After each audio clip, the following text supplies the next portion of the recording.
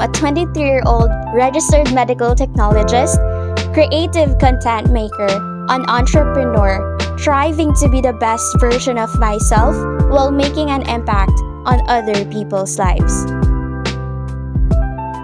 Be inspired, be influenced, and at the same time, grow and develop yourself with me from upcoming amazing speakers from all walks of life. Only here at Lorraine's Lavue. The views, opinions, and insights expressed in the following segments are those of the host and guest only. Viewers' discretion is advised. Ayan na nga, pakilala ko na sa inyo ang ating speaker or ang aking guest for tonight. Syempre, diba? This person, co-founder siya of the Millennium Studio PH. And for sure, familiar na sa inyo to, diba? And also, an accountant by profession. An entrepreneur on the side. O, diba? Grabe, may full-time job siya but doing a side hustle na sobrang kinakahangaan ko rin talaga.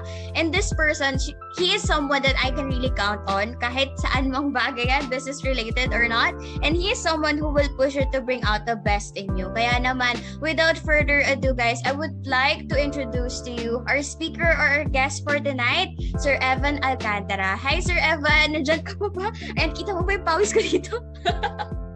Hi everyone! Ayan, Yes. good evening, Lorraine. Thank you so much for inviting me once again on your live and your session. Yes. Ayan, spotlight tayo, Sir Evan. Yes, and good evening everyone to those who will be listening to our live tonight via Facebook. No, and at the same time, for those who will be watching this one after it has been uploaded on all the social media sites of Miss Lorraine. Yes, ayun naman. Syempre, 'di ba? Alam ko kilala na talaga 'to si Sir Evan ng ating mga viewers for tonight. Kaya naman mag-jump into na tayo talaga dun sa pinaka main topic natin. Syempre, ayaw natin sayangin po ang oras, 'di ba? So ito na nga, syempre ang topic natin for tonight, 'di ba? It's really about the imposter syndrome o kung paano ba natin o ano ba muna ang imposter syndrome and kung paano ba natin siya kumbaga ma-handle or how do we deal with this kind of feeling ba yan? 'Di ba? Ano ba yan specifically, and madidiscuss natin yan later on. Ito ba yung something na na-experience ng karamihan or tayong lahat, baka di mo alam, di ba na-experience mo na pala yan. So ito na, ang first question ko sa'yo, Sir Evan, ano po ba talaga ang imposter syndrome and usually, what does it feel like somehow? Ayan. Yes, ayan. So, that's a great, I think this is a great topic, Miss Lorraine, no? Kasi I think it is very timely nowadays, and especially that we are undergoing this crisis, no? And I believe most of us either two things: we are currently experiencing this one, or we're not simply aware of na talagang ina-undergo natin siya. That is why I think our topic for tonight is very much valuable. Now, allow me to start by sharing to everyone what is the imposter syndrome.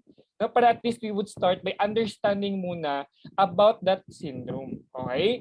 So, to briefly define the imposter syndrome, it is when an individual struggles with feeling insecure and alike a fraud for gaining attention or accolades for their accomplishments. Those who experience imposter syndrome tend to believe they are undeserving, inadequate, and can feel overwhelmed by self-doubt. Ito yung mga taong, sapat ba ako?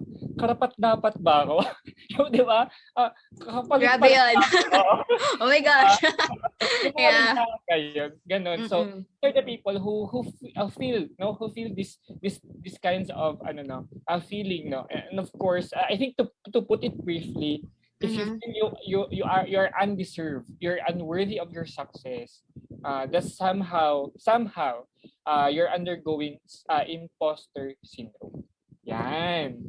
Grabe. And ito na nga, diba, just to add with that, and totoo yun, agree talaga ako sa point na yun. Parang feeling mo hindi mo deserve yung praise na natanggap mo because of an accomplishment. Kasi for me naman, ang imposter syndrome, it is doubting your abilities and feeling like a fraud. Diba? Yung parang feeling mo, di mo deserve yung sinasabi nila na parang ang galing-galing mo sa craft no, or somehow kung saan ka man na praise, diba? And you're, parang feeling mo you're a fake and you don't deserve what you've accomplished. And of course, self-doubt din yun kasi may personal incompetence kang nafe-feel that persists despite of your education, kahit alam mo pinag-aralan mo siya, alam mong may experience ka about it, and alam mo talaga sa sarili mo, that's why na-accomplish mo siya kasi kumbaga you've earned it somehow, 'di ba? So sige, next question tayo talaga. Minamadali pero hindi. Gusto lang talaga natin, 'di ba? Maging ano to, very concise, 'di ba? So next question natin, Sir Evan, of course. So what are the causes of an imposter syndrome? Kumbaga, ano yung nagko-cause kung bakit nafe-feel mo yung ganito? Or nafe-feel natin ba? Kasi yung mga nanonood or nakikinig right now, I hope may mga nakikinig talaga, 'di ba? So, ano ba yung baka nafe-feel na nila, 'di ba? Tapos hindi nila alam, imposter syndrome na pala yun. Ayan. Yes. So, 'di ba, I think after we define that one, dito naman tayo sa ano yung usually naging cause, no? Yes. So there are four things that I'd like to discuss to everyone, quickly discuss to everyone. The main causes of this imposter syndrome. First and foremost, very common, the family dynamics.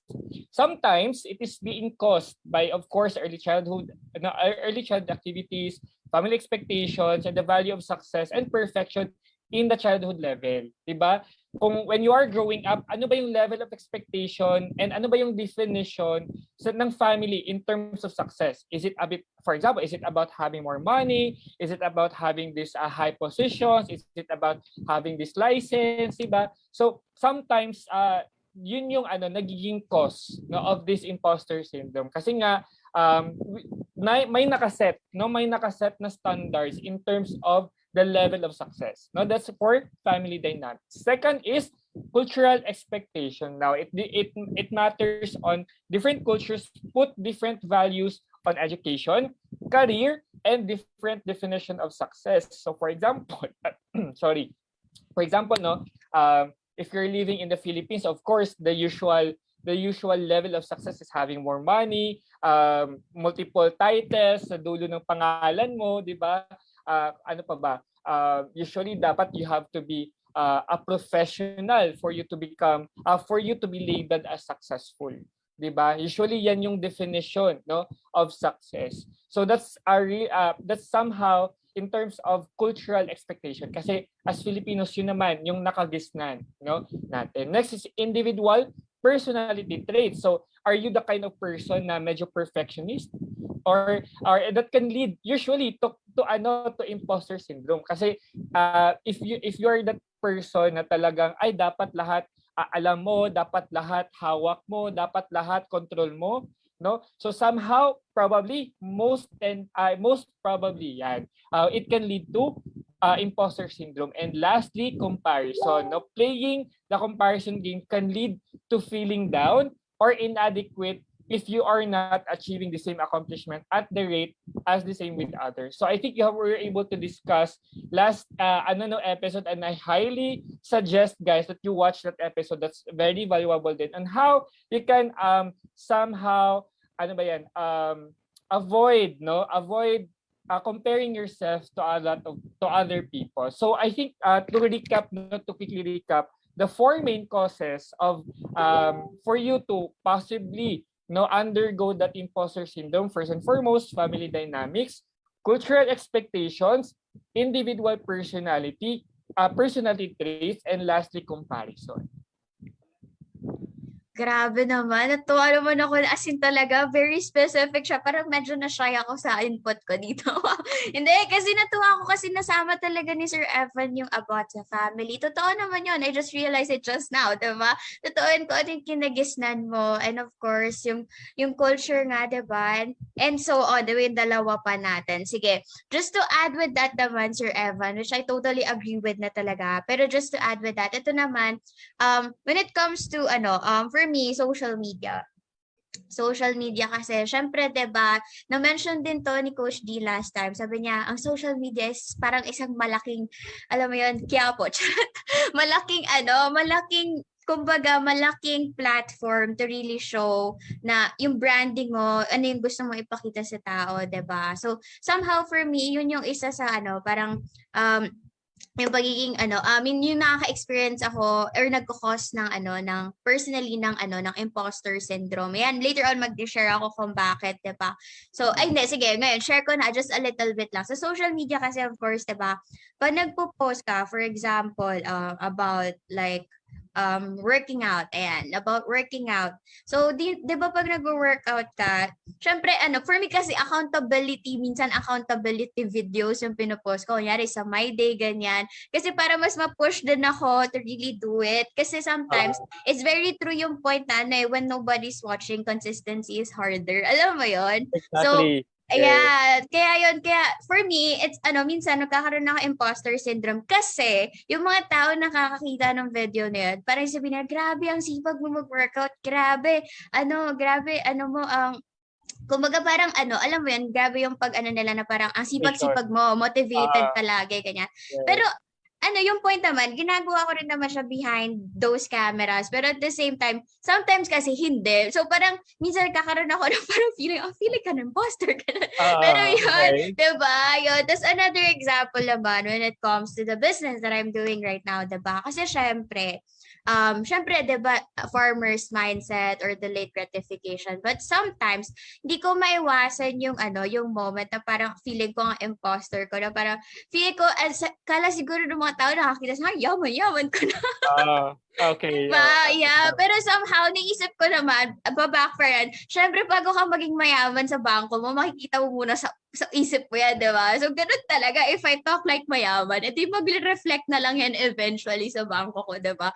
So, ganun. And then another example is yun as a medtech, di ba? As my profession as a medtech, nagkakaroon ako ng imposter syndrome even though inaral ko siya ng 4 na taon. Kasi I know myself na hindi ko siya pina-practice right now. So whenever someone, it's not that I don't know what I'm saying. It's just that like somehow, parang at the back of my mind, I'm not practicing it. No, parang feeling ko, parang am I saying the right words? Am I saying the right things? Even though I know I studied about it. Alam mo yun, Sir Evan. So, ayun naman, oo. Yeah.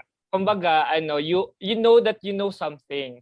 It's just Yeah. that you did not actually practice it. That is why you felt the imposter syndrome somehow. Yes. Kasi parang you don't feel that you're not enough credible, no? Yes. To talk about something because you did not actually practice it. But you have, no? Meron ka namang may knowledge ka naman about it.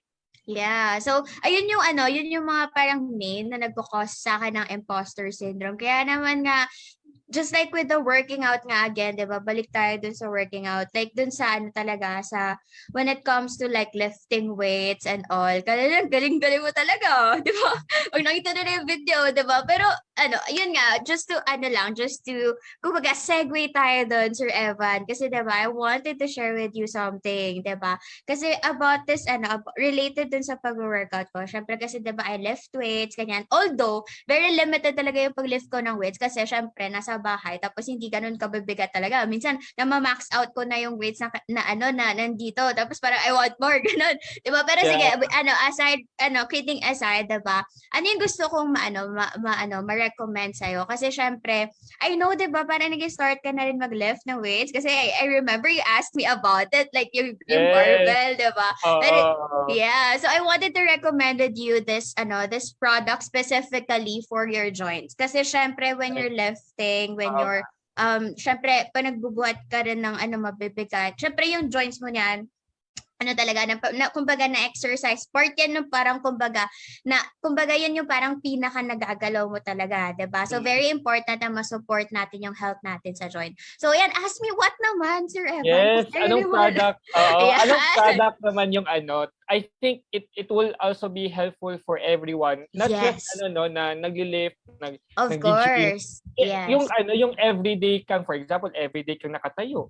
Everyday kang stress sa trabaho, 'di ba? Na palakad-lakad ka. So 'di ba you need to support your joint care. Yes, Anong product exactly. ito, Miss Lorraine?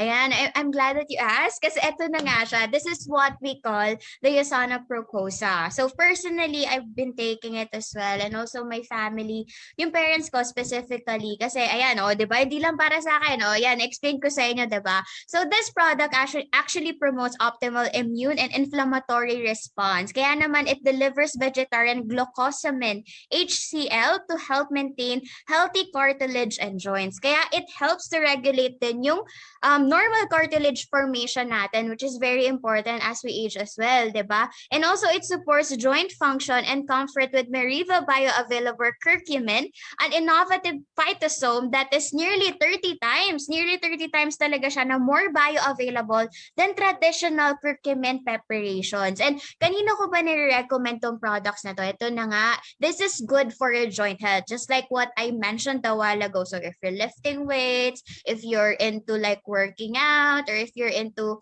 basta yung ano, I mean naging client kasi ako na mahilig siya ng calisthenics, like yung body weight niya lang. So, nagtitake din siya ng ganito, di ba? And also, like, recommended din to sa mga tao na nakaka-experience ng arthritis, ano siya, may ano ka din, nakaka-experience ka ng pain kasi this is a natural pain reliever as well.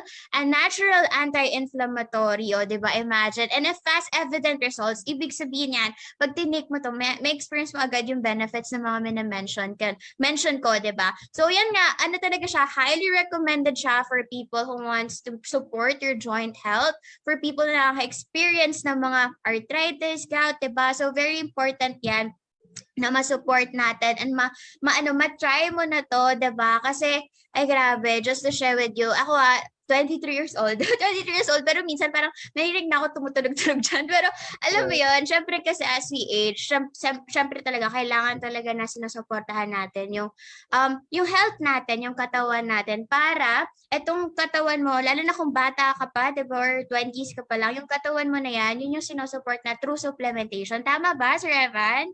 Yes, agree. And 'di ba, it doesn't mean na ay, 'di ba usually ano natin reason, ay sa pagtanda ko na lang ako magti-take ng mga Yes. support, mga ganun, 'di ba? Mm-mm. But ideally, no, ideally as young as we are, 'di ba? Especially when we have an active lifestyle, no, it is Yeah. highly suggested that we start taking care of our joint health. Yes, agree naman. Kaya naman mag-take na kayo neto, diba? And feel free to chat me personally and also si Sir Evan kasi for sure we can really help you a lot when it comes to this kinds of products na makakatulong sa iyong health, diba? So back na tayo, back at it again, diba? Punta na tayo sa ating pangatlong katanungan about imposter syndrome. So ngayon ang tanong ko naman, Sir Evan, what do you usually do? Kasi syempre we know what is imposter syndrome, what it feels like, and ano yung nagpo-cause. Ngayon naman, what do you usually do naman po ngayon when you feel like you're experiencing it? Kumbaga, what do you exactly do? Parang gano'n. Yeah, kasi ako personally, Miss Lorraine, no, even Mm-mm. before I became part of our amazing BIB community, Yes.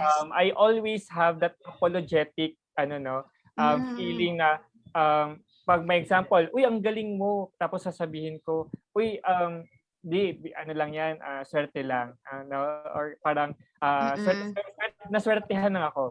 Diba? Usually, mga kasi we feel that, yun nga, I don't feel na deserve ko somehow, or that I am good enough. Okay? That sometimes yun yung common reply. But especially when I started involving myself in our community, the BIB community. I love it. Diba, in the BIB community, our main goal is to help people win. Yes. That's our main vision. And in the BIB community, we celebrate small wins. Even big wins. Di ba? Mas malaki, yung big wins. But of course, we also celebrate small wins. I think it started with that. No? Appreciating even small things, no? Even small successes. It all starts in addressing that imposter syndrome. Kasi you will feel na, yun nga, kasi we need to address that feeling of we don't deserve to be successful. Okay? And that's very important. Kasi we all deserve to become successful. Okay? We all deserve that. Next is, of course, practice setting realistic goals. Okay? Kasi sometimes, diba, as pag ikaw ay isang perfectionist, no, you tend to overestimate yourself. No? That sometimes you tend, pag may failure, diba, that is really beyond your control, doon na pumapasok that kind of feeling. No? Mhm. Baka kasi hindi ako magaling, ganyan, di ba? So, sometimes it is important as well to set realistic goals. Okay? Second, third rather, is recognize your expertise. I Di ba? love Kasi that. sometimes, di ba, sinasabi natin at I'm not good enough, tapos kumbaga hindi pa ako expert on that aspect. Pero alam mo, 'di ba, hindi naman lahat nagsisimula ng expert. 'Di ba? Lahat tayo nagsisimula as beginner. And those beginner exerted effort to craft and kumbaga to hone their craft and to become experts in their own field. Okay? So it is ideal for you to identify your strength. Okay, what are your strengths? And then eventually, if you focus on that, if you hone on that, it becomes your expertise. Okay? And that's when Yeah. you realize na, I am good enough pala. Magaling pala ako. No, it doesn't mean that you're boastful. Kasi di ba, these are blessings by God na dapat we should also recognize. Di ba, the parable of the talents, remember, that we should all Wow. cultivate these kinds of talents that we have. And amazingly, because in the BIB community as well, plug ko na lang, we are given all the opportunities, for us to, kumbaga, exercise what we're good at. Ako, I'm good at, of course, in speaking, in creatives. That is why we're given a platform. I believe Miss Green is also good at public speaking, di ba? And that is why you are given a platform, no? So that is, I think, the last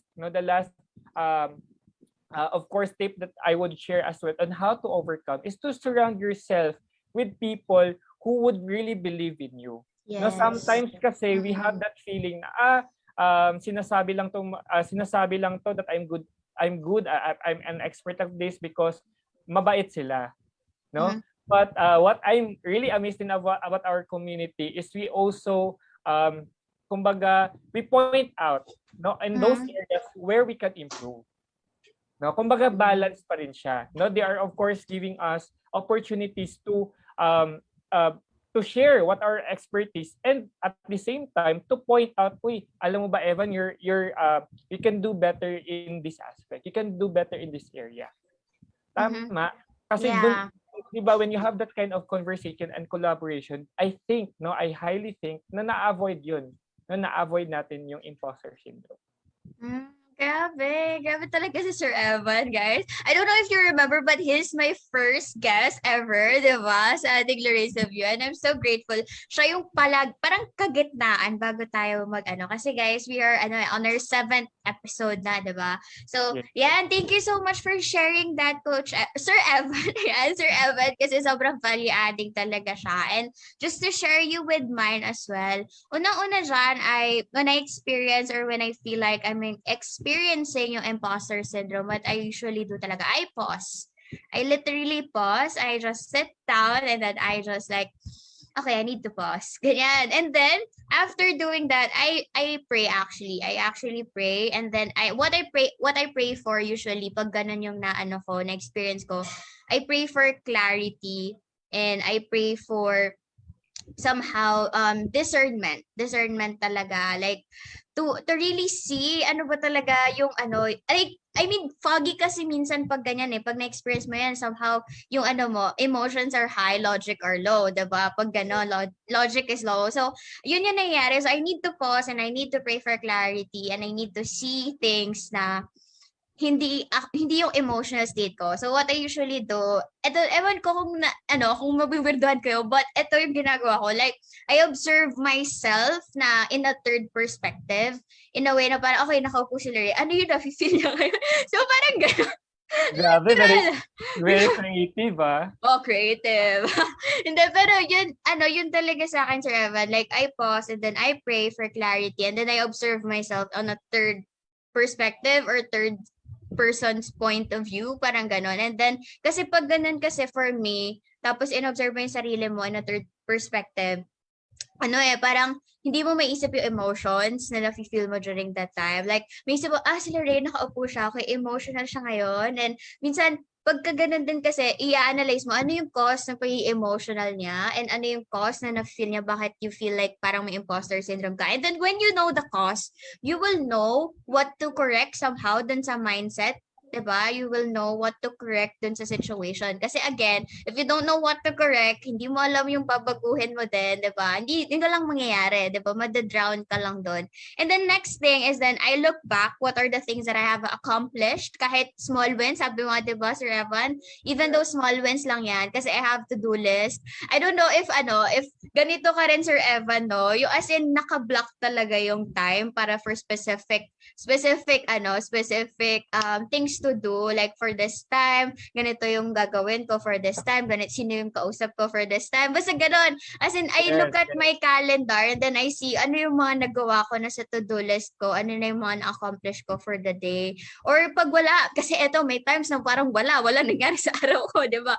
So I look back, like yesterday or a week ago or even a month or a year ago, like I look back, ano na yung ngayon na Lorraine compared before. Kumbaga, ayan nga, good comparison yan, di ba? You compare yourself to the previous self ng sarili mo kaysa you compare yourself to others. So, dun tayo babalik, di ba? You just compare yourself dun sa sa past self mo so that you will see how much progress na yung nagkaroon ka, di ba? As an individual. So, that's what I usually do. I usually pause, I pray for clarity and discernment, and then kumbaga, I look at myself in a third perspective so that I can observe it ng walang emotions na involved, and then I look back to yung mga achievements ko, like within the day, small wins, or within the week, within the month, or within the year, diba? So, ayun, that's what I usually do, diba? Do you have anything to add to that, Sir Evan? Yes, I think I'd like to add no na where to start. Kasi sometimes people would say that it is easier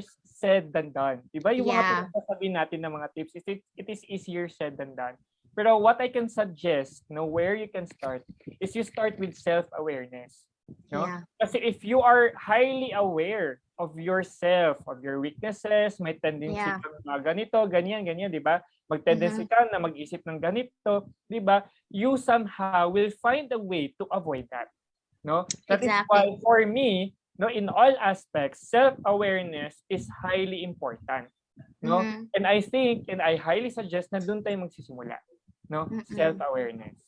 Yes, grabe. So, sobrang thankful talaga ako dito kay Sir Evan. Guys, surround yourself with people like Sir Evan. Ayan. Di ba? Pero sige, let's go on sa ating pang-apat. And actually, last questions for this video, di ba? Very concise lang talaga. I love it, di ba? So, sige. Ano na po ba, Sir Evan, yung parang pinaka-final answer mo dun sa natin, sa main topic natin na how to deal with imposter syndrome. And baka meron ka dyan tips na pwede mo talaga, even though madami na tayong tips na na-mention a while ago. Of course, meron dyan, diba, yung pinaka-pabaon natin for tonight sa kada isa. And of course, sa mga nanonood sa atin tonight. I think yung word that I would like to leave everyone, Miss Lorraine, is yung famous quote from the Meet the Robinsons. I really love that movie as well, na keep moving forward. Okay? Diba? Kasi diba, if you find yourself stuck, sometimes dun pumapasok these kinds of syndrome. And I believe, across generation, diba? If you are, for example, magre-retire ka na, diba? Tapos wala ka nang ginagawa. So sometimes you will feel na parang useless ka na, diba? Or for example, fresh graduate ka, tapos you're feeling lost, diba? So sometimes you feel stuck because you are not in motion. Tama? So the best way to combat, for me, the best way to combat in all aspects, these kinds of syndrome and concerns is to keep moving forward. Because if you keep yourself busy enough, again, sabi ko na nga, it is easier said than done, but all you need to do is to take the action. Yeah. If you keep moving forward, find yourself busy. Try to find yourself busy. For example, what are you passionate about? Diba, if you don't feel like working yet and you have enough funds to support your needs, why not pursue yet your passion? Or why not explore things that would unleash the better version of you. Diba? Like what we are doing right now, diba, Miss Lorraine? Now, I truly believe it is really unleashing the best in us. Yeah. Diba? As an entrepreneur, you are kumbaga, challenged in all aspects that you Yeah. will eventually find yourself a better version after a few years of doing it. Diba? And I think, of course, lastly, is enjoy. No, enjoy the process. Kasi if you don't see fulfillment in what you're doing, I don't see you surviving the things that you want to do. 'Di ba? So, just like education or before, although yung iba sa atin napilitan lang just to finish the studies, no? Pero eventually, you find joy with the people that you surround with, 'di ba? Ng mga nakakasama mo, the journey, and eventually naging successful ka or na-survive mo siya. And 'di ba, just like in that aspect, pwede mo din siya ma-apply in real life situations just like this. So, never forget to enjoy life, no? Enjoy the process and keep moving forward. I love it. Grabe. Hindi ako masyadong familiar. Movie ba yun, Sir Evan? Yung na-mention mo? God, you missed half of your life if you haven't watched it. Hindi, Sir Evan. Ano kasi ako, mahilig ako sa movie. Ito, fun fact, mahilig ako sa movie, pero hindi ko naaalala yung title. Pag napanood ko lang yan, ay, napanood ko na yan. Or hindi ko rin minsan naaalala yung plot. So, usually I repeat it. Parang gano'n. But yeah. And I think that's very timely, no, sa topic natin tonight. So, baka Disney, no? Baka ma-sponsor. Joke lang. That's a Disney movie and I watched it in my childhood. No? Talagang, it resonates me up until now as an adult na a lot of lessons from there is about accepting the things that you can control. Yeah, no? I love that. And of course, without neglecting learning from the things that you cannot control. Okay, and at the same time, yun nga, the overarching message of that movie is to really keep moving forward regardless of all the things that we encounter. So talagang I highly recommend it, Miss Lorraine. Anong title, Sir Evan? Meet the Robinsons. Meet the Robinsons. Okay, sige. Na-imagine ko dyan may teddy bear. Di ko alam kung bakit. Pero sige, di ba? Just to share with mine as well. Ayan naman. Syempre, di ba? Kung may pabaon si Sir Evan, may pabaon si Lorraine. Wow! May pabaon si Lorraine ko. Tuloy pa rin ang awit ng buhay ko. Di ba? Kung kay Sir Evan ganon, eto naman sa akin. So, syempre sa akin naman, eto, unang-una is to separate the feelings from facts. Bakit ganon? Kasi syempre, di ba, we are human beings, especially, hindi lang naman babae, pati naman lalaki, diba? Pero mas emotional kasi in a way ang girls. But we have to separate yung emotions or yung feelings mo dun sa facts. Diba? So, very important yun para maano mo talaga, kumbaga, mawi-weigh mo na pag na-separate mo kasi yung feelings na baka that moment emotional ka lang talaga, that moment baka may ibang factors pa na nagko-cause kung bakit ganun yung nafe-feel mo, tapos parang nafe-feed lang lalo or nag-add to the flame lang lalo dun sa feeling mo na may imposter syndrome ka, ganyan. And then meron kang facts dito na ganito ka talaga, na magaling ka talaga dito, na accomplish mo talaga siya, diba? Na ito talaga yung mga bagay na magaling ka. So, pag na-separate mo sila, okay, I'm good, I'm just emotional. So, eto, just to give you an example lang din, ewan ko sa ibang girls, syempre we have like being emotional. Ako prior the birthday every month. The birthday every month. So ako prior talaga. So ako feeling ko niyan pag like a week before the birthday. A week before the birthday. As in super emotional ako niyan. Like to the point na parang I'm emotional. As in talaga na parang mag-feel mo talaga yung emotions ko na basta emotional, yun lang yung term, emotional. Tapos yan, after 1 week, na syempre, diba, parang, parang nag-subside na yan. May feel mo, ay, I'm not a weak person pala. May, lang talaga, birthday ko lang pala. O diba, parang, wala lang, gusto ko lang ma-add yun. Kasi somehow, feeling ko, ganun din nararanasan ng mga kababaihan natin, diba? So, second of all, is be kind to yourself. So, very important yung self-compassion. Kasi, ito, kinakausap ko yung sarili ko kasi minsan nagiging hard on myself ako pag hindi ko na-meet yung expectations kasi nga somehow may pagka-perfectionist tayo. So yung yung expectation ko para sa sarili ko, medyo alam mo pag di ko siya na-achieve lalo na every week goal ko, nababadtrip talaga ako. Nababadtrip ako to the point na minsan basta hindi ako nagiging kind to myself. Hindi naman yung as in super grabe, but yung point na parang hindi ko na-recognize sometimes yung mga bagay na na-achieve ko na within the week, parang ganun. So next dyan is to track your success. Kasi syempre nga, if you're kung natatrack mo yung success mo, mas easier for you to focus on the good, to focus on the things you can control, 'di ba? Kasi nga, ano yung mga bagay na na-accomplish mo na. Kasi sometimes yung mga tao, they just or parang focus sila dun sa mga bagay na nag-fail sila. Kaya mas lalo silang nadadown. Or ako, diba? May sometimes ganun din. So, reminder for everyone to please track your success. O, diba? Magkaroon tayo ng Excel dyan. Tapos track mo lahat ng wins mo on HR. Pero if you want to write it down, better, diba? If you have a notebook, kasi sometimes ganun din ako. I want to write it down. So, pwede yun. And lastly, of course, talk to a coach or a mentor that you really trust so that you will be reminded how great of a person you are. Kasi just to share with you, ako, hindi ako sanay before na as in I talked with my friends, pero somehow, feeling ko kasi parang just to rant. Pero kasi when you talk to a coach, when you talk to someone like a mentor to you, like life man yan, or sa finances mo, sa business, sa love life, sa love life, spiritual man yan, diba? Pag mentor coach kasi yung kausap mo, it just feels so good na right after mo masabi lahat ng gusto mo masabi, lahat ng mga thoughts mo na parang feeling mo foggy, lahat yun itatama niya, diba? Lahat yun parang, okay, dito yan, okay, dito yan, dito yan, dito yan. So parang itatama niya na yung parang buhol-buhol mo na na thoughts, na parang sobrang foggy mo na thoughts, maki-clear out na yun. Kasi siya, personally, yung coach mong kausap mo, clear yung thoughts niya, hindi siya emotional state, 'di ba? Ibig sabihin, kaya na makita yung cons or yung pros dun sa sa situation that you are in. So very important na talk to a coach when you feel like this, kasi syempre sila yung makakapagpatama dun sa sa nafe-feel mo, or dun sa mag-untangle ng thoughts mo. Yes. So again, di ba, una dyan, separate the feelings from facts, and then be kind to yourself, and then track your successes, and of course, talk to a coach or a mentor, and be reminded of how a great person you are. So yun naman, di ba? Sir Evan, you wanna add something po?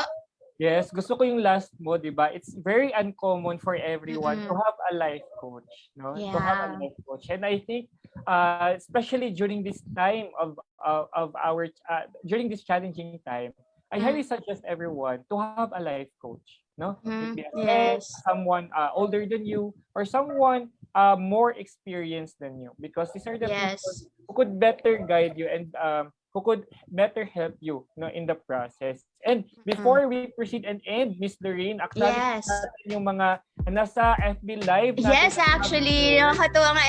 I just saw it now, diba? So, thank you so much, everyone. Si Zania, si Ma'am Ayanes, of course, si Ma'am Fash, Ayan Lin, tama po ba? And we also have Samuel Pedida. Ayan, feeling ko, coach, Sir Evan, mo to taga-subaybay ni Sir Evan. And of course, si Sir Isagani Remponi, all the way from wow. Manila. Thank you so much for being.